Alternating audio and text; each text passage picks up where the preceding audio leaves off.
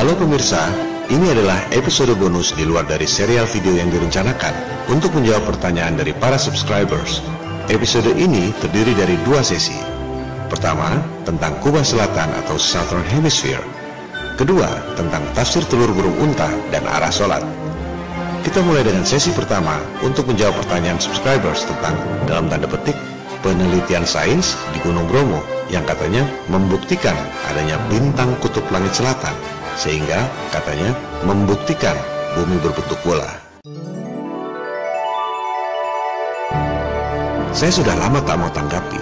Saya hanya katakan bahwa itu semua sudah dijawab oleh orang lain. Saya berikan linknya, tapi request terus berdatangan. Katanya, tolong dijelaskan supaya awam bisa ngerti. Dan pemirsa mengatakan tak paham penjelasan dalam bahasa Inggris. Oke, kalau untuk menjelaskan pada para pemirsa, bukan untuk berantem rakyat versus rakyat, saya harus penuhi ekspektasi. Saya akan berikan contoh bagaimana memverifikasi sebuah kasus tanpa harus bertanya. Saya ingin berikan pancing, bukan ikan. Mudah-mudahan setelah ini para pemirsa bisa mencari sendiri jawaban pertanyaan-pertanyaannya. Sama seperti saya, juga mencari sendiri. Tak pernah saya bertanya pada pembuat video, meski kami ada dalam discussion board yang sama. Mari kita mulai mengurut case Star Trail Bintang Selatan ini. Saya minta kepada subscriber yang bertanya untuk membuat daftar apa yang ditanyakan. Ini dilakukan lewat Yapri di YouTube channel. Isinya, para subscribers minta tolong dijelaskan beberapa hal sebagai berikut. 1. Katanya ada eksperimen membuktikan bumi bulat atau datar dengan mengetahui kutub langit. Kalau ada kutub langit, berarti ada kutub bumi. Saya agak heran, ini apa nggak salah statementnya? Ada kutub langit, berarti ada kutub bumi. Tapi ya sudah, saya hanya menjawab pertanyaan dari subscribers. 2. Katanya ada yang motret selama 2 jam di Gunung Bromo. Hasilnya ada bintang kutub langit selatan. Bintang kutub langit selatan. Ada star trails. Oke, berarti ini time lapse. Karena ada kutub langit selatan, berarti kutub bumi selatan juga ada. Really? Oke, kita akan bahas ini. 4. Kalau buminya datar, nggak mungkin ada potret kutub langit selatan. Saya tanya selatan itu maksudnya di sebelah mana? Katanya di bawah bumi datar. Hah? Jadi selatan bumi datar adanya di bawah tanah. Ini nggak salah. Tapi ya sudah, saya hanya jawab pertanyaan dari subscribers. 5. Karena kutub langit selatan bisa dipotret, maka buminya berbentuk bola. Dan star trail hanya bisa terjadi karena buminya berputar pada porosnya. Oke, terima kasih atas pertanyaannya. Saya akan menunjukkan bagaimana cara memverifikasi setiap ada klaim dengan harapan setelah ini orang bisa melakukan sendiri tanpa harus bertanya. Sebab memang itu tujuan pembuatan serial video ini, agar orang mengkaji dan melakukan penelitian sendiri, seperti yang saya lakukan ketika mempelajari Flat Earth. Kita akan membahas kelima hal tersebut dalam 4 subjek bahasan. Pertama, tekniknya. Apa sebenarnya yang dimaksud dengan pemotretan Star Trail Time Lapse? 2. Profesinya. Yang memotret Star Trail itu profesinya apa? Saintis atau seniman foto? 3. Fenomenanya. Kenapa ada Star Trail di belahan selatan Khatulistiwa? Dan keempat, kesimpulannya. Apakah pernyataan-pernyataan yang disampaikan tadi itu betul? Timelapse adalah teknik pemotretan dalam kurun waktu tertentu dengan kamera yang disetel secara otomatis. Berapa jeda waktu setiap kali memotret? Misalnya, motret tiap menit, secara otomatis motret sendiri. Cekrek. Dalam 1 jam dapat 60 foto. 2 jam dapat 120 foto. Kalau mau lebih halus pergerakannya, intervalnya disetel lebih pendek. Misalnya, tiap 30 detik. Jadi 1 jam dapat 120 foto. 2 jam 240 foto. Mau lebih halus lagi di setel tiap 15 detik. 2 jam dapat sekitar 500 foto. Timelapse ini bukan cuma buat bintang, kadang buat kota, penerbangan, gedung, dan lain-lain. Biasanya dilakukan oleh seniman foto, fotografer. Bedanya, kalau timelapse bintang ada teknik tersendiri. Resolusinya beda. Kalau nggak bagus, ya nggak kepotret bintang-bintang yang cahayanya redup itu. Pergerakan bintang-bintang itu hanya bisa dilihat setelah hasil pemotretan jadi. Itu 240 foto atau 500 foto, whatever, dirender di komputer. Jadilah pergerakan yang halus. Kalau meneliti dengan mata telanjang, di atas gunung mau diplototin 5 jam juga nggak akan kelihatan kubahnya. Makanya dibuatkan timelapse, karena orang nggak akan lihat kalau dengan mata telanjang. Jika Anda search di YouTube, motret Star Trail juga nggak harus di gunung. Bisa di depan rumah, bisa di dekat teleskop, di mana saja asal langitnya jernih. Ini menyangkut tekniknya. Yang kedua, profesinya. Yang motret Star Trail itu biasanya saintis atau seniman foto. Saya search di YouTube Time-lapse Bromo Volcano. Dapatnya video ini, dibuat oleh orang Prancis dengan inisial nama TL. Kita lihat ada gunung Bromonya, ada kawahnya, ada lampu-lampu mobil di bawahnya. Jadi yang membuat video Star Trail di Gunung Bromo ini adalah inisial TL yang berasal dari Prancis. Profesinya apa? Seniman atau saintis? Nggak perlu nanya, kita cari saja di Google. Kita lihat adanya referensi berbahasa Prancis. Dia adalah astronom amatir, berarti hobi bukan saintis, dan spesialisasinya adalah astrofotografi. Apa itu astrofotografi? Kita cek lagi di Google. Jadi astrofotografi adalah fotografi astronomi atau benda-benda langit. Disebut bahwa itu adalah bagian dari astronomi amatir. Maksudnya hobi, bukan profesi saintis astronomi. Ya tentu ada saintis yang belajar astrofotografi, seperti juga saintis kadang suka daki gunung atau naik sepeda. Tapi intinya, astrofotografi adalah karya foto astronom amatir, hobi. Bahkan secara tegas disebut, lebih mengutamakan keindahan foto ketimbang data saintifik. Jadi jelas ya, yang bikin Time-lapse Bromo itu adalah orang Prancis dengan inisial TL, profesinya adalah seniman foto yang merupakan astronom amatir alias hobi yang lebih mengutamakan keindahan foto ketimbang data saintifik. Contohnya ini, karya foto yang sangat indah dari inisial TL tadi masuk dalam web Universe Today, memotret ISS ketika terjadi gerhana matahari. Dramatis sekali, ketika gerhana matahari, ISS-nya kelihatan dan berhasil dipotret pula. Sangat bagus kalau tidak ada angkanya. Coba masukkan data suhu atmosfer di ketinggian 400 km tempat ISS itu. Namanya aja udah thermosphere, panas. Suhunya antara 1500 sampai 2000 derajat Celcius. Ini menurut data yang diakui oleh sains, bukan saya yang ngukur. Kita tambahkan lagi data bahwa aluminium, emas, baja, bahkan titanium lumer pada suhu 1650 derajat Celcius itu. Jadi ISS terbuat dari bahan apa? Kalau saya dengan menggunakan data-data resmi sains itu tidak percaya dengan foto ini. Tapi ya terserah Anda, mana yang lebih masuk akal buat Anda. Itu sebabnya sang seniman melakukan foto di tempat-tempat yang eksotik. Gunung Bromo ada kawahnya, karena pertimbangan estetika bukan data saintifiknya. Dan di YouTube itu juga tidak disebut bahwa ini penelitian untuk membuktikan bahwa ada Star Trail bintang selatan, membuktikan bahwa ada kutub selatan, dan itu membuktikan bahwa bumi kutubnya 2, sehingga membuktikan bumi bentuknya bola. Tidak ada klaim seperti itu di YouTube aslinya. Yang ada ialah karya fotografi time-lapse yang indah di Indonesia. Begitu juga komen-komen di bawahnya. Semua menganggap itu karya astrofotografi yang indah, bukan karya ilmiah untuk membuktikan bentuk bumi. Juga nggak ada disebut-sebut soal bikin time-lapse Bromo untuk mencari data saintifik langit selatan. Kalau mau data saintifik ya mending ke Sydney atau New Zealand, lebih dekat dengan Antartika. Ini contohnya, Star Trail di Australia.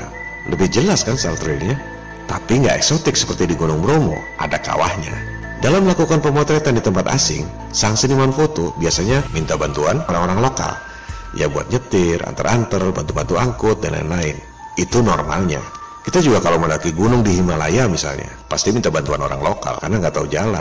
Jadi ya terserah penilaian Anda sendiri. Apakah yang bikin Star Trail Gunung Bromo itu saintis yang melakukan penelitian bentuk bumi dengan memotret Star Trail untuk membuktikan bahwa ada kutub langit berarti ada kutub bumi? Atau seniman astrofotografi, astronom amatir yang memang hobi memotret keindahan, yang kemudian meng-hire orang-orang lokal? Mana yang lebih masuk akal buat Anda? Perkara orang lokalnya merasa bahwa itu penelitian ilmiah, yaitu soal lain. Terserah penilaian masing-masing pemirsa. Ketiga, fenomenanya. Kenapa ada Star Trail di belahan selatan? Dan apakah itu membuktikan bahwa di selatan ada kutubnya? Kita luruskan dulu informasi dan istilah-istilahnya supaya nggak salah kaprah. Fenomena Star Trail di selatan itu memang ada. Itu adalah pengetahuan yang umum sekali. Istilah resminya Southern Celestial Hemisphere. Di bawahnya ada keterangan, sering disingkat Southern Hemisphere. Southern itu selatan, hemi itu setengah, sphere itu bola, setengah bola alias kubah. Jadi Southern Hemisphere itu kalau mau diterjemahkan kubah selatan. Ini istilah yang sangat umum. Southern Hemisphere bukan cuma pengetahuan yang sangat umum di buku-buku atau di web, tapi juga ada softwarenya. Mau dilihat dari kota mana juga bisa. Nggak perlu pergi ke gunung untuk membuktikan ada Southern Hemisphere. Sama juga kita bilang pergi ke New York untuk melakukan penelitian sains guna membuktikan bahwa patung Liberty itu ada. Ya memang ada patung Liberty, nggak perlu dibuktikan lagi. Kalau memotret ya wajar, memang indah, tapi bukan pembuktian sains. Sekarang bintangnya, apakah ada bintang kutub langit selatan? Kita bikin lebih luas lagi deh pertanyaannya, biar gampang cari jawabannya. Apakah ada yang namanya bintang selatan? Ada nggak? Nggak ada. Ini penjelasan dari Cornell University. Ada juga Southern Cross, salib selatan, sebagai bintang yang menunjuk arah selatan. Oke, kita perjelas dulu pemahaman soal bintang ini. Kita mulai dari bintang utara. Bintang utara itu bukan sekedar bintang hiasan di langit, Polaris atau bintang terang. Bukan cuma itu. Bintang yang signifikan punya peran penting untuk navigasi. Zaman dulu, sebelum ada kompas, nenek moyang kita sudah melanglang buana naik perahu. Supaya nggak tersesat gimana? Mereka gunakan bintang untuk navigasi. Patokannya adalah bintang utara itu. Bagaimana caranya menemukan bintang utara? Jangan lihat animasi Star Trail. Itu karya fotografi buat enak dilihat. Di alam nyata nggak kelihatan kubahnya. Contohnya ini, mana bintang utara? Kalau kita menghadap sini, mana bintang utara? Kalau menghadap sini, yang mana bintang utara? Patokannya adalah konstelasi bintang yang berbentuk biduk ini. Biduk, centong, sendok, atau apapun namanya. Ursa Major, Big Dipper. Dua bintang yang paling luar ini disebut pointers, menunjuk bintang utara. Jadi itulah arah utara. Ini bukan soal sepele. Kalau di tengah laut tanpa kompas, nggak tahu cara navigasi bintang, bisa mati kesasar ke samudera yang jauh. Zaman dulu orang belum chatting, belum nonton TV kabel, belum main Nintendo. Jadi mereka banyak memperhatikan tanda-tanda alam. Astronom kuno memperhatikan pergerakan bintang-bintang. Loh, kok semua bintang bergerak? Tapi si bintang utara ini tidak bergerak. Di situ mereka membayangkan ada kubah dan titik pusat kubahnya kebetulan adalah bintang utara. Sains barat yang tidak bertuhan paling suka menyebut istilah kebetulan, cosmic coincidence, kebetulan kosmik. Sementara bagi umat beragama itu adalah tanda-tanda bagi orang-orang yang berpikir. Apakah bintang utara itu membuktikan bahwa di bawahnya ada benua kutub utara? Ya tidak, bukan masalah pembuktian tapi kenyataan alam. Kalau di bawah bintang utara itu bukan benua, laut misalnya, apa yang terjadi? Ya nggak ada masalah, nggak ada hubungan antara bintang kutub dengan benua di bawahnya. Di bawahnya laut juga nggak apa-apa. Kebetulan Tuhan sudah mengatur di bawahnya ada benua kutub utara. Jadi posisi bintang utara di tengah kubah langit, pole star istilah Wikipedia. Nggak ada utara, nggak ada selatan, ya cuma satu bintang kubah, pole star. Itu pun tak ada hubungannya dengan benua di bawahnya. Mau benua kayak pulau kecil kayak laut, tetap saja astronom dan pelaut berpatokan pada bintangnya. Terserah bawahnya apa. Sekarang kalau mau tahu arah selatan, apa yang dilihat? Apakah ada bintang selatan? Tidak. Adanya bintang salib selatan, Southern Cross. Ini juga bintang ngetop, bintang signifikan sejak ribuan tahun lalu karena memang jadi patokan arah. Kita lihat, banyak negara di belahan selatan menggunakan Southern Cross pada benderanya. Itu bukan simbol agama, tapi simbol bintang yang paling signifikan di daerah selatan. Apakah Southern Cross itu pas di arah selatan seperti bintang utara? Artinya, apakah Southern Cross itu pas di tengah kubah seperti bintang utara? Tidak. Coba kita pelajari bagaimana kita tahu arah selatan dengan melihat Southern Cross. Ini bintang salib selatannya. Harus dilihat rasi bintang lain lagi, pointers. Kemudian, kita harus tarik garis imajiner di bagian bawah salib. Kemudian, tarik garis lurus lagi, pas ke tengah dua bintang pointers. Titik temu antara kedua garis ini, apakah ini selatan? Belum, masih di bawahnya lagi. Anda lihat, beda sekali dengan kondisi bintang utara. Makanya bintang utara itu aneh, dan itu sebabnya jadi penting. Kemudian, apakah ada bintang yang pas di tengah kubah selatan itu? Ya, ada yang dekat-dekat situ. Bintang figuran, bintang yang redup. Ada miliaran bintang di langit, katanya. Coba Anda merem, tunjuk jari ke langit. Cap, cip, cup, pasti ada bintangnya. Begitu juga yang di tengah kubah itu. Ya ada bintang yang dekat situ. Apa namanya? Pasti orang nggak kenal. Sigma Octantis. Coba saya tutup namanya. Anda ingat namanya apa? Nggak ingat juga wajar, bintang nggak ngetop. Kita tuntaskan dulu soal bintangnya, baru kemudian kita bahas kubahnya. Kembali pada Cornell University. Apakah ada bintang selatan? Mereka jujur jawab, nggak ada. Ada juga Southern Cross. Kalau Anda lihat di Wikipedia, jawabannya ambigu, pole star atau bintang kutub. Bukan bintang kutub utara atau bintang kutub selatan, tapi bintang kutub. Hanya ada satu bintang kutub, yakni bintang utara. Jelas kan? Kemudian, kutub langit selatan tak ada bintang yang terang. Jelas kan? Yang paling dekat adalah Sigma Octantis. Sampai di sini kalimatnya betul. Baru ujungnya dipelintir, yang kadang disebut sebagai bintang selatan. Anda lihat, beda penjelasannya dengan Cornell University, yang tegas-tegas bilang tak ada bintang selatan. Yang jelas, secara fungsi, tak ada orang melihat arah selatan berpatokan pada bintang redup Sigma Octantis. Patokannya adalah Southern Cross dan Pointers itu. Di dekat pertemuan antara dua garis imajiner adalah arah selatan. Nggak pernah dibicarakan di dekat kubahnya situ ada bintangnya atau tidak. Sekarang kubahnya. Dari tadi saya sudah tayangkan Star Trek Southern Hemisphere. Apakah Anda perhatikan bintang-bintang itu berputar ke arah mana? Clockwise, searah jarum jam. Tadi juga saya sudah tayangkan Star Trek di Northern Hemisphere, bintang utara. Berputarnya ke arah mana? Anti-clockwise, berlawanan arah jarum jam. Apakah aneh yang utara berputar ke kiri, yang selatan berputar ke kanan? Apakah ini membuktikan bahwa kubahnya ada dua? Mari kita buktikan kubahnya satu atau dua. Lupakan bintang sejenak. Kita lihat matahari. Jika kita menghadap utara, matahari terbit dari kiri apa kanan? Kanan, karena timur di sebelah kanan kita. Matahari terbit dari timur, berarti dari arah kanan ke kiri, berlawanan arah jarum jam, anti-clockwise. Sekarang, kalau kita menghadap selatan, matahari terbit dari kiri apa kanan? Kiri, karena timurnya di sebelah kiri, terbit ke terbenam searah jarum jam, clockwise. Kita pahami dulu soal orientasi arah. Menghadap utara, timurnya di kanan. Menghadap selatan, timurnya di kiri. Sama persis dengan perputaran kubah tadi. Ke utara, anti-clockwise. Ke selatan, clockwise. Fenomena ini disebut perspektif linier. Dan itu justru artinya bendanya satu. Contohnya adalah matahari tadi. Bisa terbit di kiri, bisa terbit di kanan, tergantung menghadap ke arah mana. Perspektif. Oke, kita dalami lagi. Kita lihat matahari lagi. Lihat matahari terbit di timur. Kelihatan kan, di situ ada mataharinya. Dan ada guratan cahayanya. Yang jarang orang tahu, kalau Anda melihat bertolak belakang dengan timur, yaitu di barat, sebenarnya ada juga guratan cahaya mataharinya. Aneh bin ajaib bukan? Matahari terbit di timur, tapi di barat ada guratan cahaya matahari juga. Dan cuma guratan sinarnya saja, padahal mataharinya nggak ada. Apakah Anda tahu soal ini? Ini adalah pelajaran yang tak diajarkan di sekolah, tapi sebenarnya pengetahuan yang umum sekali. Cahaya tempat matahari aslinya bersinar disebut crepuscular ray. Cahaya di seberang matahari disebut anti-crepuscular ray.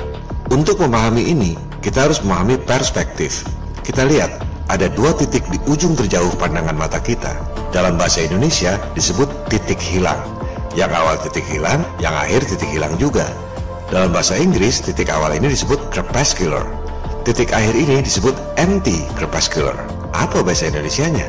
Kita sebut saja titik awal ini sebagai titik A, awal. Titik akhir, anti-crepuscular, kita sebut saja titik B, supaya awam mudah mengerti. Oke? Sekarang, kembali pada anti-crepuscular sinar matahari. Kalau di barat, ini istilah yang umum. Coba kita cerna sebentar, karena nggak semua orang tahu ini. Jangan percaya apa kata saya hanya kemukakan referensi. Anda cari dan pelajari sendiri. Titik B atau titik akhir dari perspektif sinar matahari. Ada fotonya di situ. Sinarnya ada, persis seperti sinar matahari. Tapi mataharinya nggak ada di situ. Justru adanya di arah yang berlawanan. Persis seperti kubah utara. Di selatan ada perputaran kubahnya, tapi pusat perputarannya ya di utara itu. Kubahnya cuma satu, sama seperti sinar matahari ini. Coba Anda baca, tulisannya anti-solar point. Solar itu matahari, titik anti matahari. Kan lucu kalau diterjemahkan. Maksudnya titik B itu sinar matahari yang semu akibat perspektif. Juga ditulis di situ terjadi pada saat matahari terbit atau matahari terbenam. Maksudnya, kalau matahari terbit di timur dan Anda melihat ke barat, ada titik B atau anti-crepuscular itu. Atau sebaliknya, pada saat matahari terbenam di barat, ada titik B atau anti-crepuscular di timur. Wikipedia ini cuma contoh referensi, artinya umum sekali, bukan informasi rahasia. Anda ketik saja di Google anti-crepuscular, ada banyak referensi. Silakan Anda pelajari sendiri. Atau ketik anti-crepuscular di Google Image. Anda akan lihat begitu banyak foto-foto tentang sinar matahari semu ini. Titik B, mataharinya nggak ada di situ. Sama persis dengan fenomena kubah selatan atau Southern Hemisphere. Kubahnya cuma satu, yang pusatnya di bintang utara itu. Oleh sebab itu, tak ada bintang pas di tengah kubah selatan, karena kubahnya hanya semu akibat perspektif. Ada juga bintang maksa, bintang redup yang jaraknya masih 1 derajat dari pusat kubah, nggak pernah dipakai buat navigasi. Jadi jelas, ada crepuscular atau titik A, titik awal atau titik asli sinar dan perputaran. Ada anti-crepuscular atau titik B, titik akhir atau titik semu dari sinar matahari dan perputaran kubah. Mudah-mudahan ini masih bisa dipahami oleh awam. Silakan Anda pelajari sendiri nanti. Kerancuan terjadi karena ada sebagian pihak berusaha membantah kubah flat earth dengan argumentasi kalau pusat kubah bumi datar ada di tengah lingkaran kutub utara, harusnya orang-orang yang ada di selatan bumi hanya melihat Star Trail dari kiri ke kanan dong. Nyatanya di selatan ada kubahnya juga. Berarti kubahnya ada 2. Betul kan? Begitu kira-kira logikanya. Ya itu karena nggak ngerti perspektif aja. Mereka berpikir matahari terbit di timur, sinarnya terus berpencar sampai ke ujung barat. Kalau di barat ada pancaran sinar matahari lagi, berarti mataharinya ada 2, meskipun mataharinya nggak kelihatan. Padahal, kenyataan alam, sinar matahari di timur tidak terus berpencar lebar di barat. Malah sebaliknya, jadi mengecil lagi seperti ada mataharinya di barat. Padahal mataharinya ada di timur. Makanya disebut anti-solar point, anti-crepuscular ray. Ini adalah pengetahuan yang umum sekali, cuma mungkin nggak banyak diketahui di Indonesia. Sekarang kita kembali pada kubah utara dan kubah selatan atau Southern Hemisphere. Anda tak perlu pergi ke gunung atau ke pantai untuk mempelajari fenomena ini, sebab ini adalah pengetahuan yang umum sekali. Di buku ada, di web ada, softwarenya juga ada. Jangan terkesan hanya orang tertentu yang diberkahi yang mampu melakukan dalam tanda petik penelitian. Semua orang bisa mengkaji. Inilah maksud dari people empowerment, pemberdayaan masyarakat. Membuat masyarakat jadi berdaya, tidak tergantung pada elit yang seolah-olah bisa memonopoli kebenaran. Anda download saja software ini, Stellarium, gratis, tak perlu keluar duit untuk pergi jauh-jauh dulu. Dengan software ini, Anda bisa melihat ke semua arah, bukan cuma selatan, tapi timurnya gimana, baratnya gimana, dan utaranya gimana. Bahkan di YouTube ada tutorial. Orang gunakan software ini dulu untuk merencanakan pemotretan Star Trail. Logis, sebelum pergi jauh, ya bikin planning dulu.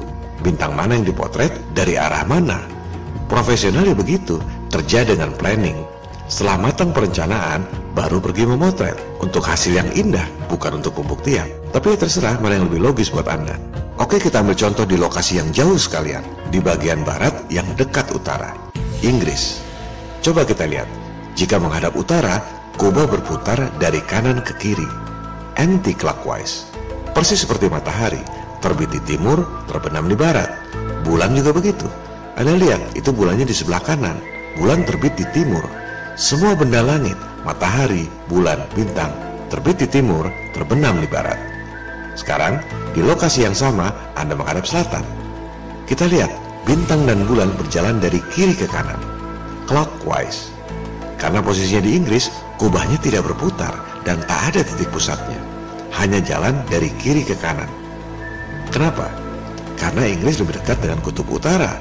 Perspektifnya nggak sampai ke ujung bumi selatan. Sekarang kita pindah ke selatan. Jangan nanggung, Gunung Bromo itu cuma 800 km dari Khatulistiwa. Kita yang jauh sekalian, New Zealand, 5.000 km dari Khatulistiwa. Sudah hampir 80% jari-jari bumi menurut teori bumi bola. Dari New Zealand menghadap selatan, kelihatan ada putaran kubah yang sempurna.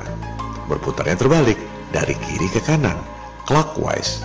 Kalau siang, matahari terbit di kiri, karena timurnya ada di kiri. Sekarang, kita pindah menghadap utara. Dari New Zealand, gak kelihatan kubah sempurna bintang utara. Yang kelihatan hanya arus dari kanan ke kiri. Menghadap utara, anti-clockwise. Kenapa? Karena New Zealand sudah 80% jari-jari lingkaran bumi ke arah selatan menurut teori bumi bola. Perspektifnya nggak sampai untuk lihat kubah sempurna bintang utara. Di Inggris yang dekat kutub utara, perputaran kubah utara terlihat sempurna. Perputaran kubah selatan yang cuma arus dari kiri ke kanan, tak kelihatan kubahnya. Sebaliknya, di New Zealand yang dekat Antartika, perputaran kubah selatan terlihat sempurna. Kubah utaranya yang cuma arus dari kanan ke kiri. Jadi kesimpulannya, 1. Kubah selatan atau Southern Hemisphere itu ada. Pengetahuan yang umum yang ada di buku maupun di web. Bahkan ada softwarenya. tak perlu pergi ke gunung atau ke pantai untuk membuktikan fenomena yang sudah jelas diketahui orang selama ribuan tahun. 2. Yang disebut bintang kutub itu resminya cuma satu, pole star. Tak disebut kutub utara atau selatan. Bintang kutub ya bintang utara itu. 3. Bintang selatan itu menurut Cornell University tidak ada. Tapi ada miliaran bintang. Pasti ada bintang yang dekat dengan pusat kubah selatan. Bintang redup, Sigma Octantis, itu pun jaraknya masih 1 derajat dari arah selatan. Tak pernah digunakan untuk navigasi. Sejak ribuan tahun lalu, orang gunakan salib selatan. Bintang populer ada di bendera berbagai negara selatan karena dianggap penting. 4. Kubah selatan itu adalah anti-crepuscular dari kubah utara. Sama seperti matahari. Ketika terbit di timur, di baratnya juga ada sinar. Anti-solar point. Cahaya semu akibat perspektif. Kubah selatan juga begitu, anti-crepuscular dari kubah aslinya di utara. 5. Anda bisa verifikasi semua informasi ini dengan download software gratis Stellarium. Jangan percaya apa kata saya, silakan Anda riset sendiri. Anda bisa putar-putar arah, pergerakan bintangnya beda-beda. Kalau menghadap utara gimana, timur gimana, selatan gimana, barat gimana.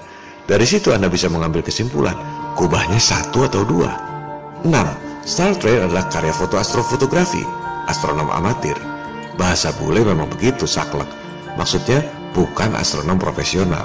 Astrofotografer pasti ngerti astronomi, tapi tidak profesional full time menggeluti bidang astronomi. Profesionalnya justru di bidang fotografi benda-benda langit. 7. Jika Anda tertarik membuat foto, bukan hanya lihat software, itu bagus sekali. Saran saya, jangan hanya lihat satu arah, tapi lihat berbagai arah, jadi wawasannya lebih luas. Misalnya, coba gunakan foto 360 derajat. Ini baru canggih. Anda bisa menilai sendiri, kubahnya 1 atau 2. 8. Star Trail itu terjadi karena buminya diam dan kubahnya berputar, atau karena buminya berputar dan bintang-bintangnya diam. Ini adalah perdebatan yang tak pernah selesai selama 2400 tahun terakhir. Sejak penganut ajaran Pitagoras mengemukakan bahwa bumi mengelilingi matahari. Alasan Pitagorian pada saat itu sederhana. Mereka adalah penganut aliran pagan atau musyrik. Menurut mereka, unsur tanah yaitu bumi pasti kalah dengan unsur api, matahari. Berarti pasti bumi yang mengelilingi matahari. Ini penjelasan di Wikipedia, artinya ini informasi yang umum sekali. Teori musyrik dewa matahari ini yang kemudian dikembangkan oleh dalam tanda petik sains modern.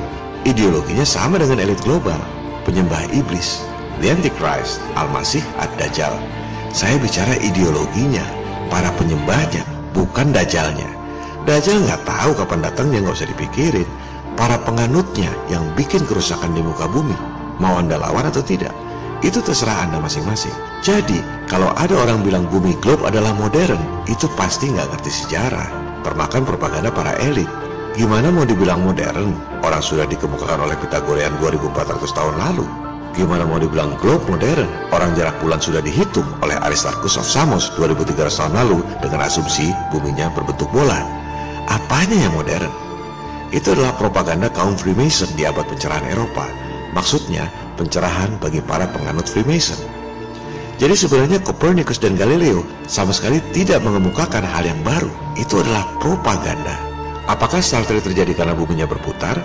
Ini yang sebenarnya gagal dibuktikan oleh Galileo, stellar parallax yang telah dikemukakan pada episode 3. Katanya bumi oleng 23 derajat ke utara dan selatan, makanya ada 4 musim. Begitu teorinya. Terus, kalau buminya oleng 23 derajat, kok kubah dan rasi bintangnya nggak berubah? Harusnya berubah dong. Katanya bumi mengelilingi matahari dengan total jarak 940 juta kilometer. Kok kubah dan rasi bintangnya tidak berubah juga? Katanya mataharinya pun berputar mengelilingi galaksi. Sementara kubah dan rasi bintangnya tidak pernah berubah. Disinilah nalar atau common sense diperlukan. Terserah masing-masing orang mana yang lebih masuk akal buat Anda. Jangan berharap semua orang pendapatnya sama dengan Anda. Soal geosentrik dan heliosentrik ini sudah jadi perdebatan selama 2400 tahun. Lantas Anda berpikir bisa ada aklamasi, semua orang harus setuju dengan satu model lewat chatting di media sosial. Debat adu kepala antara rakyat dengan rakyat. Itulah sebabnya para elit bebas berbuat apa saja tanpa disadari oleh rakyat. Karena rakyatnya sibuk berantem sendiri. Saya hanya menjelaskan pada para subscribers dan memberi contoh konkret bagaimana melakukan riset dan verifikasi secara praktis dan efektif. Sehingga lain kali tak perlu bertanya pada saya, karena Anda semua punya potensi untuk melakukan kajian yang jauh lebih baik dari saya. So who are you? Are you like some special forces guy or something? I'm just a cook. A cook? Just a lowly cook. Saya tidak berharap semua orang setuju pendapatnya dengan pemaparan ini. Yang nggak setuju, silakan untuk terus tidak setuju. Yang nggak setuju ya sudah, tak perlu diyakinkan. Dan tak perlu dimusuhi. Para pembantah itu adalah saudara-saudara kita, bukan musuh kita. Saudara-saudaraku tukang beca, saudara-saudaraku tukang sayur, saudara-saudaraku pegawai yang sekecil-kecilnya, tidak ada satu yang terkecuali. Semuanya saudara-saudara, saya sampaikan salamku kepada saudara-saudara sekalian. Yang kita lawan adalah para elit. Kita adalah rakyat, tapi kita tidak takut pada saintis elit, karena kita tahu persis apa yang kita bicarakan. I'm just a cook. Kita akan bahas fokus 3 kebohongan pada episode 11 mendatang, Realitas Flat Earth.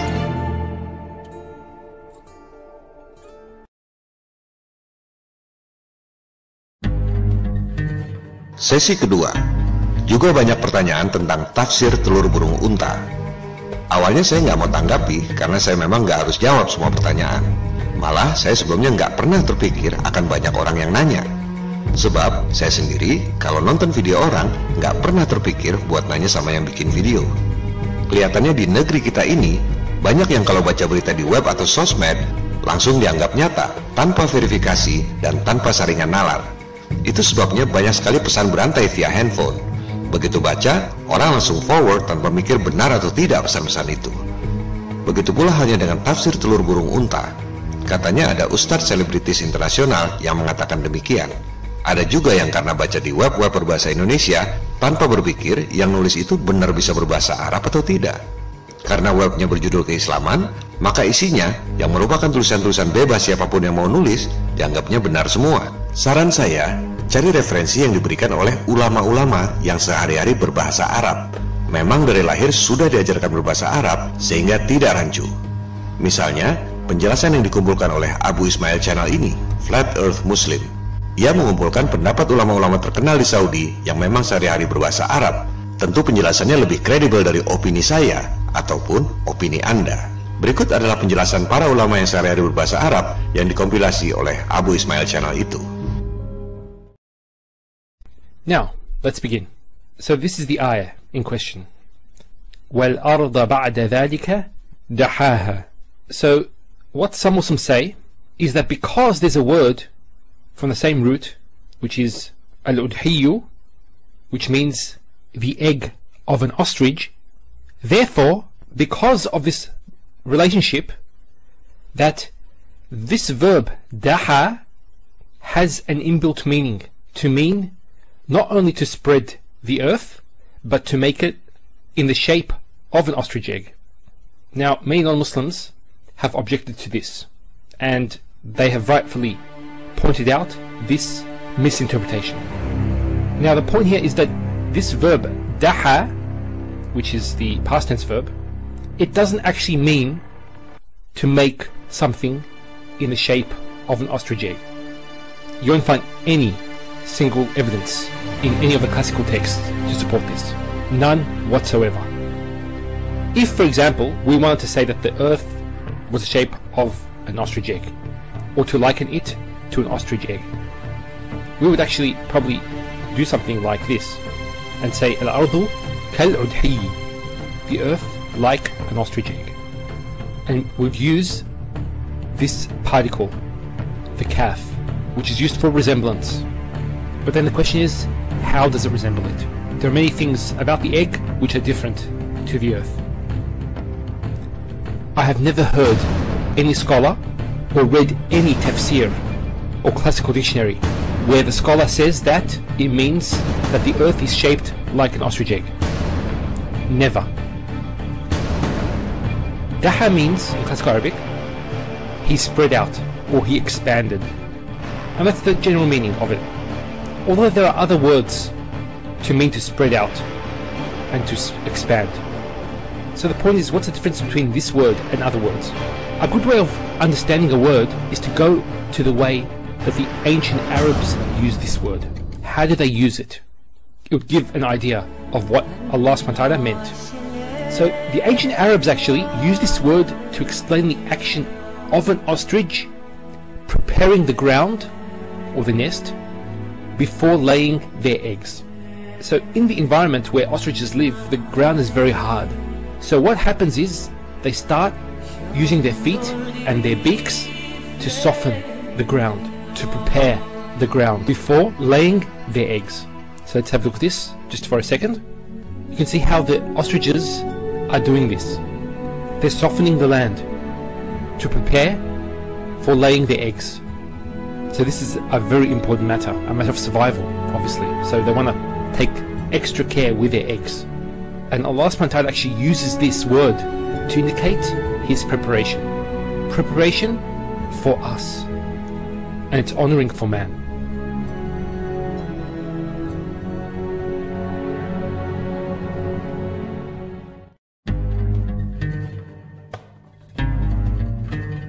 بلا شك هذا هو ما دل عليه القرآن. والشمس تجري، هم يقولون لا الشمس واقفة والأرض هي اللي تجري، هذا عكس ما جاء في القرآن.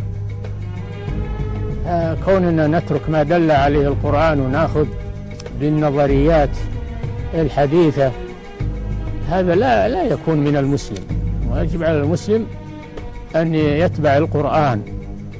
In 1993, the Muslim world was stunned by the statement of the supreme religious leader of Saudi Arabia, Sheikh Abdullah Aziz Ibn Baz, on page 23 of his book, Evidence That the Earth is Standing Still. He said the following: "The Earth is flat. Whoever claims it is round is an atheist, deserving of punishment."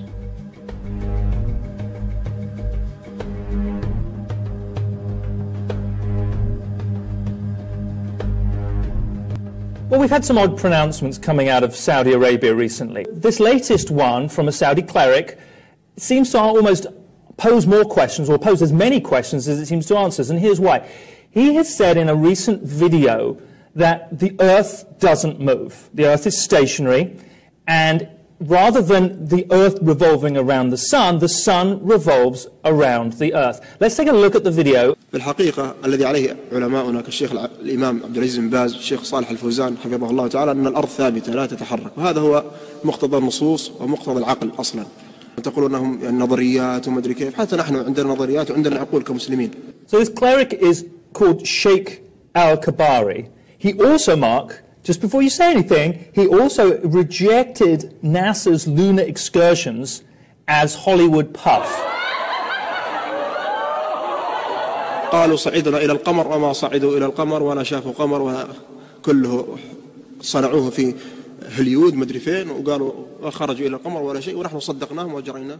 So, I mean, you're with him on that one, right? No, not me, but this, not unlike a lot of skeptics, Americans and Christian fundamentalists. So I'm just saying that he's not alone in the world.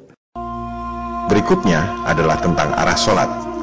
Pertama, mari kita simak bagaimana firman Allah Subhanahu wa Ta'ala dalam Al-Quran tentang arah sholat. Dan dari mana saja kamu, maka palingkanlah wajahmu ke arah Masjidil Haram. Dan di mana saja kamu berada, maka palingkanlah wajahmu ke arahnya, agar tidak ada hujah bagi manusia atas kamu, kecuali orang-orang yang zolim di antara mereka. Maka janganlah kamu takut kepada mereka, dan takutlah kepadaku saja, dan agar kusempurnakan nikmatku atasmu, dan supaya kamu mendapat petunjuk. Jika bumi berbentuk bola, bagaimana Anda menghadapkan wajah ke arah Ka'bah? Sejujurnya, Anda tak akan pernah bisa menghadap kiblat. Jika asumsinya arah wajah Anda mengikuti lengkungan bumi, maka Anda menghadap belakang pun akan menghadap kiblat juga. Apakah ini yang dimaksud oleh Al-Quran surat Al-Baqarah ayat 150 tadi? Sebaliknya, menghadapkan wajah ke arah kiblat hanya mungkin dilakukan pada bumi datar. Sekarang, jika Anda percaya bumi bola, bagaimana Anda menentukan arah kiblat? Anda harus menggunakan rumus sains matematika. Ini rumusnya. Itu adalah rumus yang dikemukakan oleh cendekiawan Al-Biruni 1000 tahun lalu. Al-Biruni percaya bumi datar, tapi dia adalah ilmuwan yang moderat. Coba Anda gambar peta. Anda gambar pada kertas datar, atau Anda gambar peta pada bidang bola? Sudah pasti Anda gambar pada kertas datar. Dengan foto udara pun, hasilnya adalah potret pada kertas datar. Lantas, bagaimana Anda tuangkan dalam bentuk bola? Inilah yang diajarkan oleh Al-Biruni. Kira-kira dia berkata begini, kamu percaya bumi bola? Mau tahu gimana caranya menerapkan peta bumi datar ini jadi bentuk bola? Nih rumus matematikanya. Ini yang disebut sebagai azimuthal equidistant. Peta bumi globe adalah azimuthal equidistant dari peta bumi datar. Seperti yang telah dijelaskan pada episode 5, USGS membuat peta Atlas Nasional Amerika dengan menggunakan azimuthal equidistant dari peta bumi datar. NASA tahu persis siapa Al-Biruni. Makanya mereka menamakan sebuah kawah di bulan sebagai Al-Biruni Crater. Jadi, rumus matematika itu tergantung asumsi bentuk bumi bolanya. Itu kalau buminya dianggap bola sempurna. Kalau bentuknya oblate, seperti yang dikatakan oleh Bill Nye, rumusnya lain lagi. Arah kiblatnya beda lagi. Kalau bumi bentuknya seperti buah pir, seperti yang dikatakan oleh Neil Tyson, rumus matematikanya beda lagi. Arah kiblatnya lain lagi. Jadi, bentuk bola yang bagaimana yang Anda pakai? Bola versi NASA, versi saintis seperti Bill Nye, atau versi saintis seperti Neil Tyson? Siapa imam Anda? NASA, Bill Nye, atau Neil Tyson? Mari kita buktikan. Dengan asumsi bumi bola pun, arah kiblat Anda beda-beda. Tergantung asumsi yang digunakan untuk rumus matematikanya. Coba lihat, menurut Tempo, dari Jakarta, kiblat Anda 291 derajat dari utara. Apakah Anda sholat dari Jakarta terus? Kan tidak. Anda harus tahu arah kiblat dari berbagai tempat. Jadi, Anda harus punya sumber referensi lain. Menurut ikiblat.com, dari Jakarta, kiblat Anda 295 derajat. Menurut Accurate Kiblat Calculator, kiblat Anda 294 derajat. Jadi, mana yang benar? Inilah kebingungan jika bumi Anda berbentuk bola. Tergantung asumsi rumus matematikanya, bentuk bolanya seperti apa? Bola sempurna, gendut di tengah atau oblate, atau gendut di bawah seperti buah pir? Apakah Anda tahu, MUI baru-baru ini merubah fatwa tentang arah sholat? Anda memang tak akan pernah pasti tentang arah kiblat jika buminya berbentuk bola. Indonesia masih mending, letaknya sama-sama di Asia dengan Mekah dan sama-sama nggak jauh dari Khatulistiwa. Jadi melenceng arahnya hanya beberapa derajat. Coba jika Anda sholat di Amerika atau di Kanada, barulah Anda tahu bahwa arah kiblat bumi bola itu salah. Jangan bicara fatwa MUI, sebab MUI tak pernah menunjukkan arah kiblat jika Anda sholat di Kanada. Anda harus cari referensi sendiri. Contohnya ini, pertanyaan di Kiblat Locator. Saya tinggal di Kanada. Kok arah kiblatnya ke timur laut alias antara timur dan utara? Kalau di peta, Mekah itu kan arahnya tenggara alias antara timur dan selatan. Jadi, kiblat Anda yang mana? Kiblat Locator itu tidak salah, karena yang digunakan sebenarnya adalah peta bumi datar. Anda lihat, jika Anda sholat di Kanada, kiblat Anda memang ke timur laut dekat utara. Ini adalah bukti yang tak terbantahkan bahwa peta yang digunakan sesungguhnya adalah peta bumi datar. Atau silakan coba petunjuk arah kiblat lain, Islamic Finder. Misalkan Anda ada di Los Angeles. Di mana kiblat Anda? Anda akan lihat kiblatnya justru dekat utara. Jika Anda lihat peta standar berbasis bumi bola, maka adanya di tenggara Los Angeles, timur ke selatan sedikit. Tapi kiblatnya dekat utara. Anda mau tanya pada siapa? Jelas sekali menggunakan peta bumi datar. Mekah memang di timur menjelang utara dari Los Angeles. Kenapa demikian? Karena peta Atlas Amerika yang dibuat oleh USGS adalah azimuthal equidistant dari peta bumi datar. Ini semua adalah bukti yang tak terbantahkan bahwa arah kiblat sebenarnya ditentukan berdasarkan peta bumi datar, dan kiblat menurut bumi bola adalah salah. Atau, jika Anda tak suka dengan teknologi dan rumus matematika, Anda bisa mengacu pada web nu.org.id. Ini sangat masuk akal. Orang sudah mencari arah kiblat sejak sebelum ada internet, 1400 tahun lalu. NU mengingatkan metode yang orisinil dulu digunakan, yaitu mengacu pada bayangan matahari ketika matahari tepat di atas Ka'bah. Anda harus tahu persis tanggalnya, dan Anda bisa mengukurnya sendiri. Apakah Anda di Jakarta, Kanada, atau Los Angeles? Dari situ Anda akan tahu bahwa arah kiblat yang sebenarnya adalah sesuai dengan peta bumi datar, dan kiblat menurut bumi bola adalah salah. Demikian pemaparan pada episode bonus. Pada episode 11 terakhir, kita akan membahas tentang realitas flat earth. Banyak sekali pertanyaan tentang matahari, fase bulan, meteor, pasang surut, dan lain-lain. Sama seperti pemaparan ini, sebenarnya semua pertanyaan sudah ada jawabannya di Google atau YouTube jika Anda mau mencari. Saya hanya merangkum dan memfiltrasi berbagai penjelasan agar mudah dipahami. Tujuannya tentu saja bukan hanya untuk memuaskan rasa ingin tahu tentang realitas flat earth, apalagi untuk berdebat adu domba awam versus awam. Tujuan utamanya adalah menggugat sistem yang solid, membongkar kebohongan agar kebenaran tampil dengan sendirinya untuk masa depan kemanusiaan kita. Third, humanity. Melawan kezoliman agar keadilan tampil dengan sendirinya. Fifth, social justice. Oleh sebab itu, sebelum membahas realitas flat earth, kita akan dalami dulu soal fokus 3 kebohongan itu. Misalnya, Anda dari kecil diajarkan bahwa bumi berotasi dengan kecepatan 1670 km per jam. Bumi mengelilingi matahari dengan kecepatan 108.000 km per jam. Matahari itu besar sekali, 400 kali lebih besar dari bulan, tapi jaraknya 400 kali lebih jauh. Tahukah Anda bagaimana cara menghitungnya? Kebanyakan pasti nggak tahu. Tapi Anda harus percaya. Jika Anda tidak percaya, Anda dianggap bodoh. Padahal Anda nggak tahu cara ngitungnya gimana. Sebaliknya, bukankah suatu kebodohan jika Anda mati-matian percaya pada teori-teori itu, padahal Anda nggak ngerti cara ngitungnya gimana? Jika Anda paham betul cara menghitungnya, justru Anda akan melihat titik lemahnya yang berpotensi meruntuhkan semuanya. Runtuhnya soal ini berarti runtuhnya seluruh kosmologi bumi bola, runtuhnya kredibilitas elit global. Ini yang paling penting. Runtuhkan dulu rejim bumi bola, baru kita bicara tentang flat earth. Jangan dibalik-balik. Sibuk berdebat teori flat earth, tapi nggak ngerti soal kebohongan bumi bola. Banyak orang takut melawan sistem.